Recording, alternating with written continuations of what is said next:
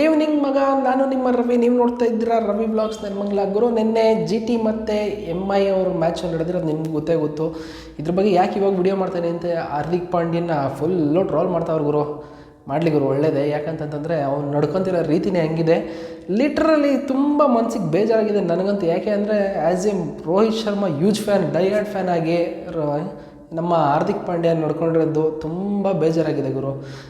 Long on ಕಳ್ಸೋದಲ್ಲದೆ boundary ಲೈನ್ಗೆ field set ಮಾಡ್ತಾ ಇದ್ದಾನೆ ಅಂತಂದರೆ ಗುರು, ಕರೆಂಟ್ ಇಂಡಿಯನ್ ಕ್ಯಾಪ್ಟನ್ ಗುರು ರೋಹಿತ್ ಶರ್ಮಾ.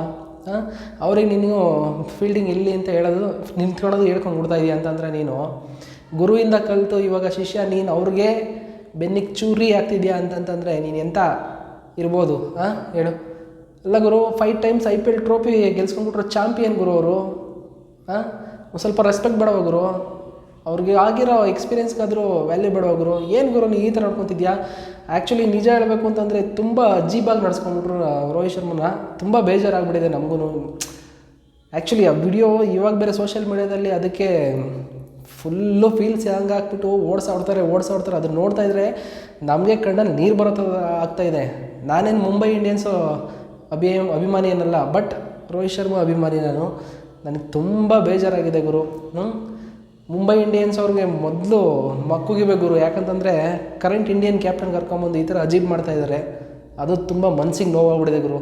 ಇನ್ನು ಹಾರ್ದಿಕ್ ಪಾಂಡ್ಯನಂತೂ ನಮ್ಮ ಟ್ರೋಲ್ ಮಾಡಿ ಬಿಸಾಕ್ತವ್ರೆ. ಇನ್ನು ಅವನು ನಮ್ಮ ರೋಹಿತ್ ಶರ್ಮಾ ಅವ್ರಿಗೆ ಆ ಥರ ನಡೆಸ್ಕೊಂಡಿರೋದಕ್ಕೆ. ಇನ್ನು ಫಸ್ಟ್ ಇಂಡಿಯನ್ ಕ್ಯಾಪ್ಟನ್ನು ಬೋಯಿಂಗ್ ತೊಗೊಂಡಿರೋದು ಫ್ಯಾನ್ಸ್ ಕಡೆಯಿಂದ.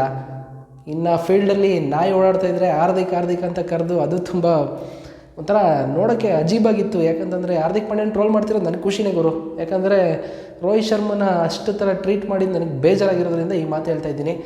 ಸೊ ಫೈನಲ್ಲಾಗಿ ನನಗೆ ಅನಿಸ್ತಾ ಇತ್ತು, ನನಗೆ ಏನಾದರೂ ಹೇಳಬೇಕು ಅಂತ ಅದನ್ನು ಹೇಳಿದ್ದೀನಿ. ಸೊ ಬಾಯ್.